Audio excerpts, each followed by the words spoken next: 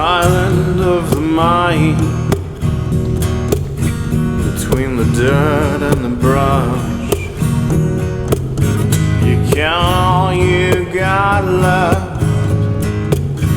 Sad to say, it's not much.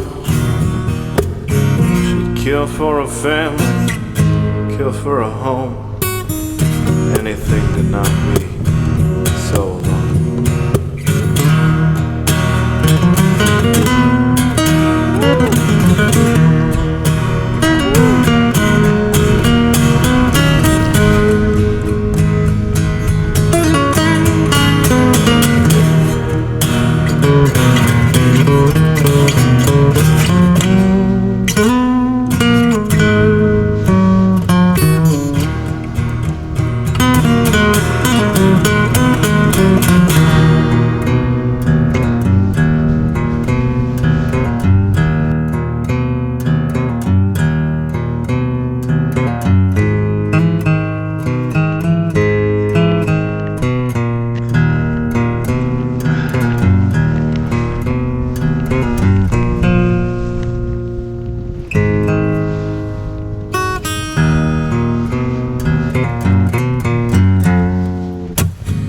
So you head into town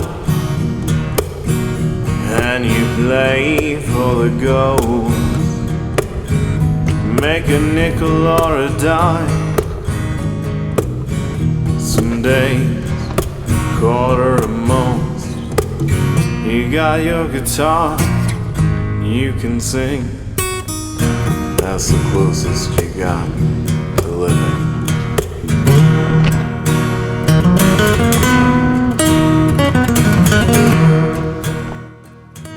Welcome to Japan Snowboarder, Season 2, Episode 2. I'm your host Ken, where people call me Ken-san here in Furano, Hokkaido, Japan. On this show, we aim to help you find the right paddleboard for hitting the slopes of Japan. If you want to see more videos like this, make sure you subscribe. And if you want to support this channel, and if you're thinking about coming to Japan for a snowboard holiday, check us out at Furano Snow Tours. We offer private snowboard tours and also mixed group snowboard tours for individuals to join.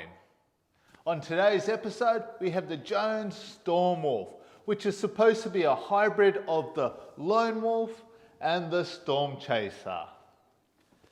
When I first heard about this board, I was super excited because I did enjoy riding the Storm Chaser last season, but I did find that on groomers with the shorter length, it had less stability, and also with the swallowtail, I found that there was less stability when landing in powder.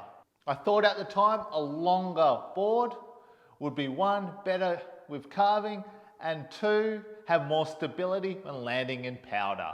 I did try this board at a longer length, 160, which is way too big for me, but I did find that those two things were solved. Hence, I thought this would be the perfect board. Although this looks like a stretched out, thinner version of the Storm Chaser, these boards are very different. If we look at the shape, it does have a pointy, rounded nose and a similar looking swallowtail. If we run our fingers along the edge of the radius, we can feel its traction technology, where there is a bump behind the back foot here, and one in the middle, and also one closer to the front foot. That gives it excellent traction when carving. The camber profile of this board is also different to these two boards. The Storm Chaser and the Lone Wolf has a flat and surf rocker profile. But with this board, if you can look at it side on, it has a full camber profile and maybe a bit of a rocker where the nose is. That means with the camber profile, this board will carve really well. Much better than the other boards with the flat surf rocker profile. So the flex on this board is really stiff. I give it an 8 out of 10. It is a little bit softer up in the nose, but the middle section and the back end, it is stiff. Also, there is very little torsional flex in this board. With the stiffer flex, means that this board is less playful, but have lots of stability when charging fast and hard. What surprised me about this board is how subtle the 3D nose is compared to the other boards, and how subtle the 3D is in the tail. I find out it's so subtle that it's close to a 2D board. Okay, so let's talk about how this board goes in powder. The first time I rode this at Asahidake, which is a backcountry mountain. There was a lot of powder, but a little heavy. On this day I had customers, and for our first run, I decided to take a more gentler slope. In the deeper powder, we didn't get that much speed, and I found that this board was really hard to turn. I noticed that when I was trying to turn with my feet, there was no torsional flex, and that there was a delayed response from my feet to my bindings to my board. It instantly felt like my feet and bindings were fighting this board. This is not a board to do a few turns and stop to regroup. On day 2, I tested this board out in Furano. I decided to go with stiffer bindings and stiffer boots to match the stiffness of this board. I really wanted to compare this board to the Storm Chaser, so I decided to take it in the same terrain and do same lines as I did with this board last season, to compare and see how different they felt. I felt like this board really struggled in the steeper, tighter trees compared to the Chaser, where it was very quick to respond to get around the tight trees. I also felt like that the Storm Chaser with the Surf Rocker profile had more flow in the powder compared to this board. After that, I took it for another line where it's more spacious through the trees. This handled that much better, but I still felt like this board was too stiff. It wasn't flexing and maneuvering in and out of your turns. This board is 158 and I am 78 kilos at the moment, but maybe a heavier rider would be able to flex this board better and get nice drive and flex out of the board in your turns.